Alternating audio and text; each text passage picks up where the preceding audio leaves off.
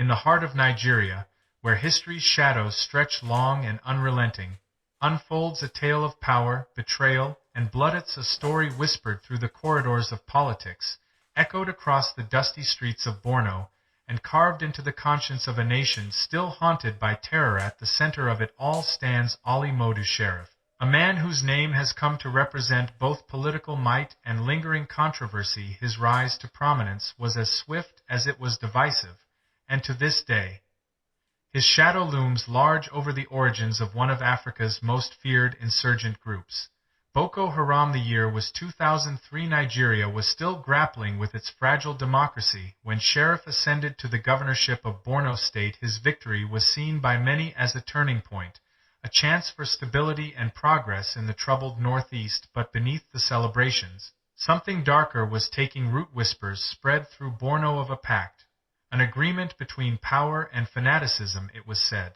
that Sheriff struck a deal with a young radical sect led by Buji Foi, a charismatic preacher with growing influence among disillusioned youths. In exchange for political backing and votes, the sect would receive government recognition, and true to rumor, Buji Foi was soon appointed commissioner for religious affairs. To some, it seemed like a masterstroke of inclusion, a clever way to engage restive youth, but to others, it was a dangerous gamble, one that gave legitimacy and resources to extremists, who would later evolve into Boko Haram. Few realized then that this alliance, born out of political calculation, would unleash nearly 2 decades of chaos, bloodshed, and despair. As the years passed, Boko Haram grew bolder. Churches were bombed, villages burned, and school children abducted. Yet through it all, Sheriff's name kept resurfacing in whispers and reports, not as a bystander, but as a man many believed knew more than he admitted. Between 2003 and 2011,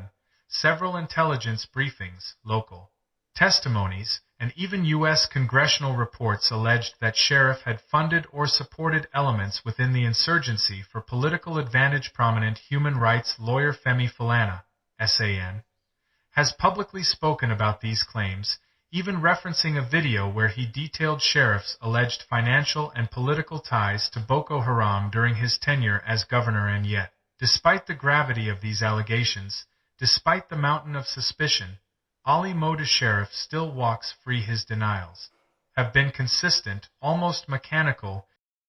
Who started the Boko Haram crisis in Borno State? A governor, Ali Sheriff, addressed the press 2 days ago and attempted to insult the collective intelligence and memory of Nigerians by denying any links with the dangerous, dreaded Boko Haram sect. I don't have any friend. I don't know them. And I did not even met Mohammed Yusuf until he was captured by the military for the first time, when I was invited by then GOC, General Saleh Maina, that they have captured Mohammed Yusuf. And we went to see Mohammed Yusuf in the military barracks.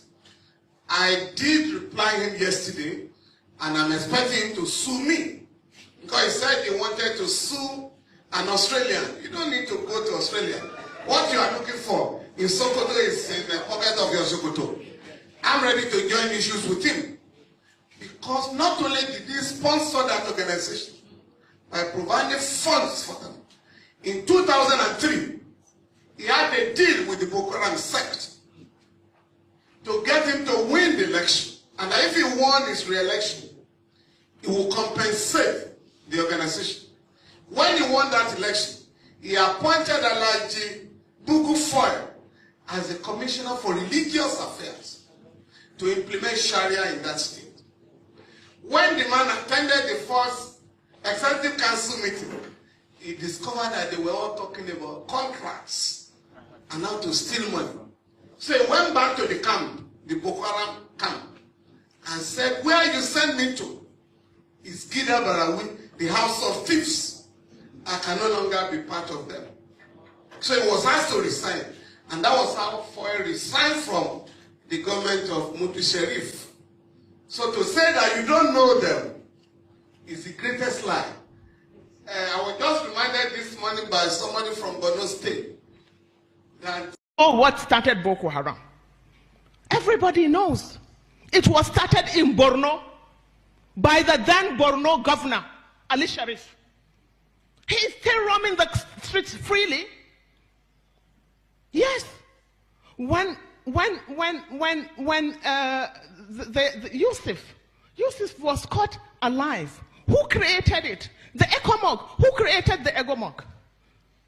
We have to look at the root cause in order to find a solution. The root cause of that problem, as we know it today, is Ali Sharif. He used them for his own political machinery. He armed them as his political thugs. He even made one of them a commissioner, but they became too powerful. And they had no option but to try an elimination, which was not possible, and which we are all paying for. Each one dismissing the accusations as fabrications of political enemies, but for many Nigerians, the question remains: how can a man so frequently linked to terror remain untouched by justice? For the public, Sheriff's freedom has become a metaphor, a reflection of Nigeria's deeper sickness where politics shields the powerful, where accountability dies quietly behind closed doors, and where connections to the ruling elite are stronger than the cries of the victims. The All Progressives Congress, APC, once celebrated as a party of reform, now faces growing criticism for protecting insiders at the expense of truth. But as history has shown, the truth always has a way of resurfacing, sometimes when it's least expected. In recent days, a resurfaced video clip has reignited old wounds and raised fresh outrage. Posted on November 3, 2025, the clip features a former Borno State Assembly member speaking candidly about what happened nearly a decade earlier, during the final months of President Goodluck Jonathan's administration. In that video, the lawmaker revealed that South African mercenaries, hired in late 2014, had nearly eradicated Boko Haram. Armed with cutting-edge surveillance equipment and supported by precision airstrikes, these 400 contractors, veterans of South Africa's elite forces, joined Nigerian troops in an unprecedented offensive between January and March 2015.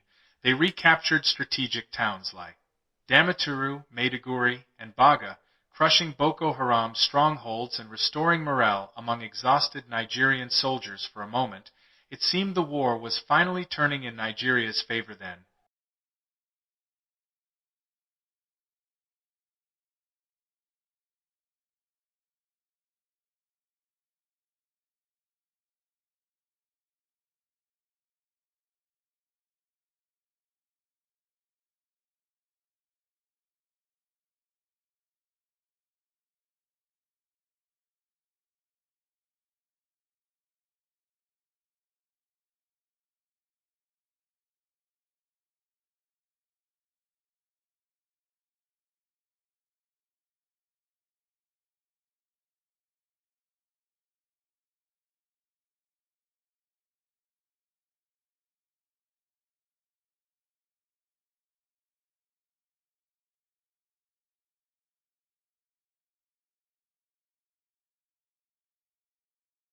You cannot just sit down watching them to do whatever they feel like doing simply because they are professionals. You cannot talk to them. Give them targets.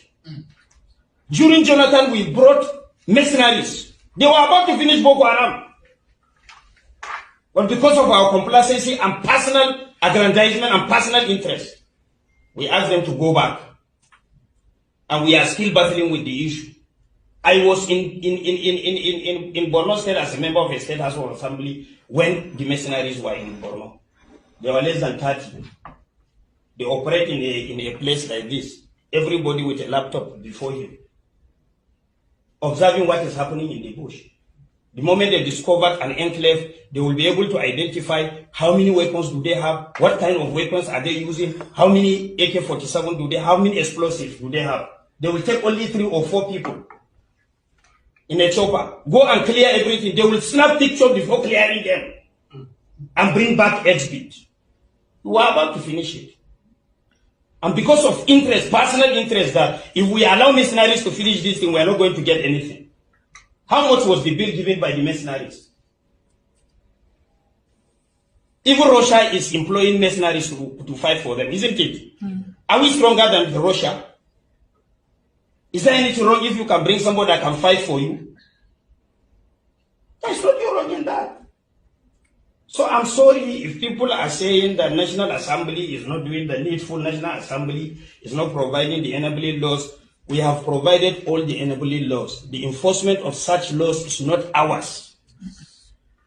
If government is not ready to implement, there is no way we can compel government. The only thing we can advise government. If government refuses to do it, there is no way you can force them, because they have the machineries for implementation. You do not have. Without warning, the operation was halted when President Muhammadu Buhari took office in May 2015. One of his administration's first moves was to terminate the mercenaries' contracts, the official reason. South Africa's laws prohibit its citizens from engaging in mercenary work, and Nigeria, the government, claimed needed to rely on its own national forces, but behind the official statement lay another, more cynical explanation. Political and financial interests, the mercenaries' success, many believed, threatened powerful individuals who profited from the endless cycle of defense spending and military contracts by ending their mission. These interests were preserved, and almost immediately, Boko Haram, once on the brink of defeat, began to regroup. The viral video struck a raw nerve as Nigerians flooded the comment sections. Outrage filled the air. Some accused politicians of sabotaging the fight against terror to protect their fortunes. Others invoked Jonathan's recent interviews, in which he claimed that his government's anti-terror efforts were deliberately undermined from within. For many, it was a painful confirmation of what they had long suspected, that the war on Boko Haram was never just about religion or ideology.